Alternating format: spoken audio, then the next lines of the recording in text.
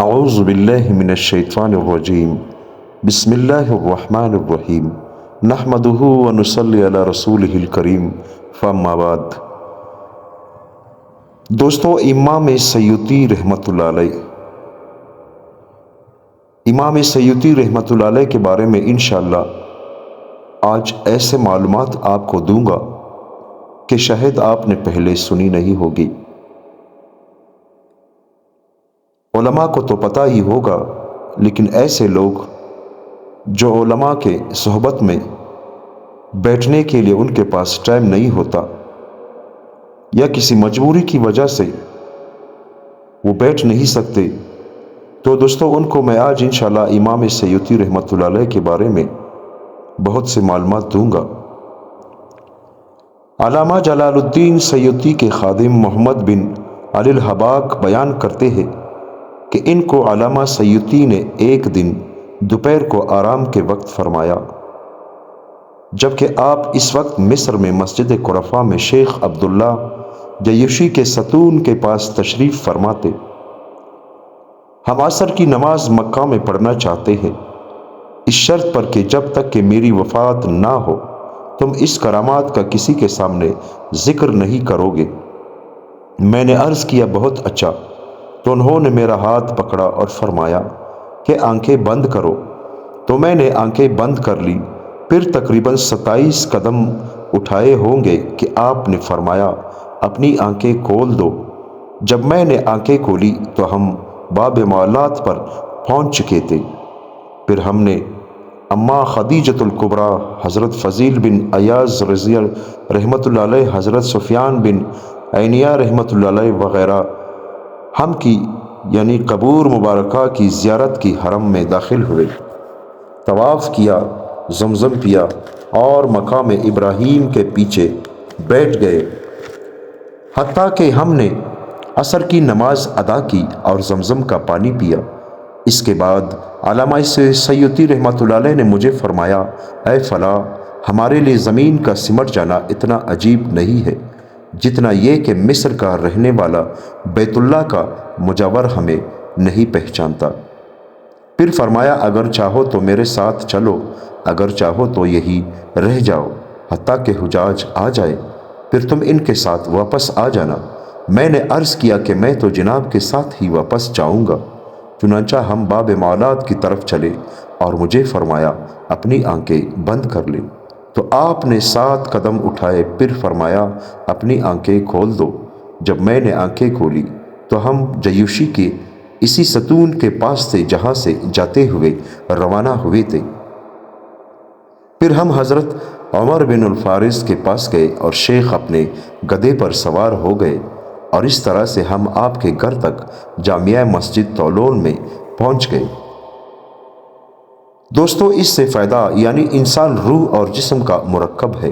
روح لطیف ہے اور بدن کثیف، چونکہ دیکھنے میں روح بدن کے تابع ہے، لیکن جب انسان میں ملکہ ملکوتی یا ملکہ جبروتی پیدا ہوتا ہے تو بدن کی کثافت ختم ہو جاتی ہے اور روح غالب آ جاتی ہے۔ اسی غلبہ روحانی کی وجہ سے انسان مفوق العادات کا کام سر انجام دے دیتا ہے۔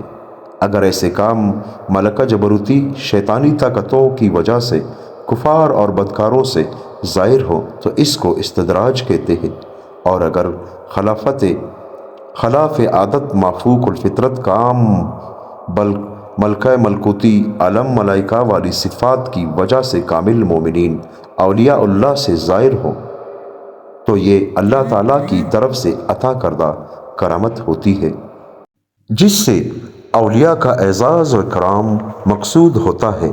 چنانچہ جو حضرات تھوڑے سے وقت میں طویل فاصلہ طے کر لیتے ہیں وہ عام طور پر اسی ملکہ کے حاصل ہونے کی وجہ سے کرتے ہیں، یا اس کے بغیر ہی محض اللہ تعالیٰ کی مشیت سے ایسے ہو جاتا ہے، جس کو اللہ تعالیٰ کی قدرت اور ولی کی کرامت کہیں گے۔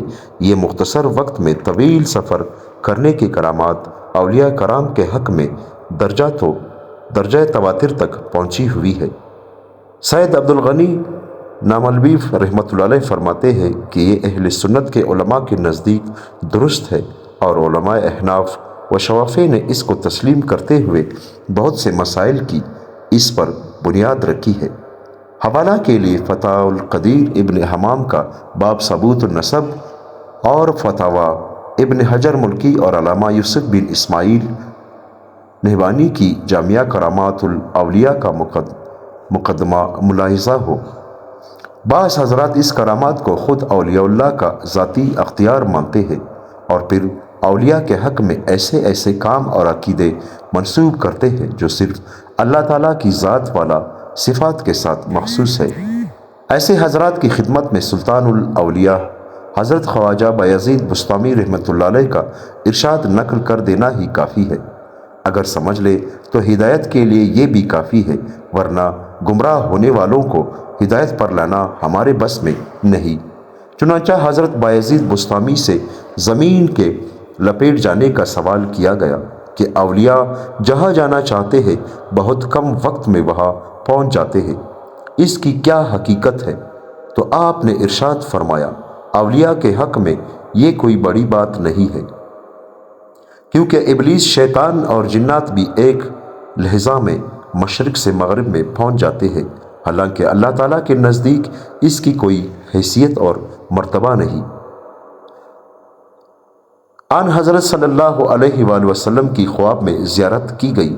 اس میں دیکھنے والے نے دیکھا کہ حضرت سیدی آن حضرت صلی اللہ علیہ وآلہ وسلم سے بعض احادیث کے بارے میں سوال فرما رہے ہیں اور جناب نبی کریم صلی اللہ علیہ وآلہ وسلم ان سے فرما رہے ہیں، اے شیخ السنتا، اس کا جواب یہ ہے اور پوچھو۔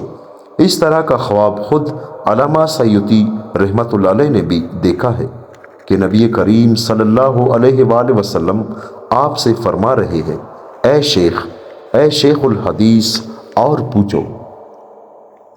علامہ سیوطی رحمۃ اللہ علیہ کے شاگرد شیخ عبدالقادر شاذلی رحمۃ اللہ علیہ کتابۃ الترجمہ للسیوطی میں فرماتے ہیں کہ آپ بیان فرماتے تھے کہ میں نے جناب نبی کریم صلی اللہ علیہ وآلہ وسلم کی زیارت سے حالت بیداری میں مشرف ہوا تو آپ صلی اللہ علیہ وآلہ وسلم نے مجھے ارشاد فرمایا، اے شیخ الحدیث، میں نے عرض کیا یا رسول اللہ، کیا میں جنتیوں میں سے ہوں؟ ارشاد فرمایا ہاں۔ پھر میں نے عرض کیا بغیر عذاب دیے؟ تو آپ صلی اللہ علیہ وآلہ وسلم نے ارشاد فرمایا، آپ کو بھی یہ حاصل ہے کہ بغیر عذاب کے جنت میں جاؤ گے۔ دوستو، 70 سے زائد مرتبہ بیداری میں آن حضرت صلی اللہ علیہ وآلہ وسلم کی زیارت ہوئی ہے۔ علامہ سیوطی رحمۃ اللہ علیہ سے شیخ عبدالقادر تلمنیز سیوطی رحمۃ اللہ علیہ نے عرض کیا، اے میرے آقا، آپ جناب نبی کریم صلی اللہ علیہ وآلہ وسلم کی بیداری میں کتنی مرتبہ زیارت فرمائی ہے؟ تو آپ نے فرمایا 70 سے کچھ زیادہ مرتبہ۔ کہیں دور دراز علاقے میں بیٹھ کر آن حضرت صلی اللہ علیہ وآلہ وسلم کی زیارت سے مشرف ہونا بہت سے اولیاء کو حاصل ہوا ہے۔ اس کی صحیح صورت یہ ہے کہ ان اولیاء کی روحانی طور پر بہت زیادہ ترقی ہوتی ہے، جس سے نظر کی کثافت دور ہو جاتی ہے، اور بعض مرتبہ اپنی ذاتی توجہ کرنے سے زیارت حاصل کرتے ہیں، یا ان کے درمیان اور آن حضرت صلی اللہ علیہ وآلہ وسلم کے درمیان اللہ تعالیٰ کے حکم سے حجابات زائل ہو جاتے ہیں، اور یہ حضرات آن حضرت صلی اللہ علیہ وآلہ وسلم کی زیارت سے مشرف ہو جاتے ہیں۔ اس میں کوئی درجہ استعداد نہیں ہے۔ بعض لوگ جو یہ کہتے ہیں کہ ان اولیاء کو آن حضرت کی مثالی وجود کی زیارت ہوتی ہے، یہ درست نہیں، اور نہ ہی اس کو آن حضرت صلی اللہ علیہ وآلہ وسلم کے جسم مبارک کی زیارت کہا جا سکتا ہے، کیونکہ یہ مثال حقیقت نہیں۔ ابن القطب کتابوں کا بیٹا علامہ سیوطی رحمۃ اللہ علیہ کو ابن القطب کے نام سے یاد کیا جاتا تھا، وہ اس وجہ سے کہ ان کے والد نے ان کی والدہ سے ایک کتاب منگوائی تو ان کو درد ذیل شروع ہو گیا، اور علامہ سیوطی رحمۃ اللہ علیہ کتابوں کے درمیان میں ہی پیدا ہو گئے۔ وفات کے 7 روز قبل داہنے بازو میں ورم اٹھا جو وفات کا سبب بنا۔ شب جمعہ 19 جمادی الاولیٰ 911 ہجری میں وفات پائی اور اپنی عمر کے 61 سال 10 ماہ 18 یوم پورے کیے۔ دوستو، 2 جنازے۔ ان کا پہلا جنازہ حضرت امام عبدالوہاب شورانی نے بعد نماز جمعہ جامعہ مسجد احمد ابارکی میں پڑھا، جس میں خلق کثیر شریک ہوئی۔ ان کا دوسرا جنازہ جامعہ مسجد جدید مصر میں پڑھایا گیا۔ آپ کا مزار مبارک حضرات اہل علم و عوام کی زیارت گاہ ہے۔ دوستو، اللہ تعالی ہم سب کو ان باتوں پر عمل کرنے کی توفیق عطا فرمائے۔ دوستو، مسلمانوں کے بہت سے ایسے بزرگان دین ہیں، ایسے اولیاء اللہ ہیں جن کو اللہ تعالیٰ نے اسی دنیا میں یعنی نبی کریم صلی اللہ علیہ وآلہ وسلم کی خواب میں زیارت کرائی ہے اور بیداری میں بھی زیارت کرائی ہے۔